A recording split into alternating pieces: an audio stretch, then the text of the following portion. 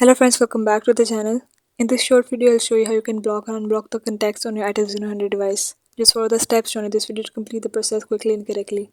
And if you find this video helpful, please like the video, subscribe to the channel, and turn on the bell icon for more useful guides. Now let's start the tutorial.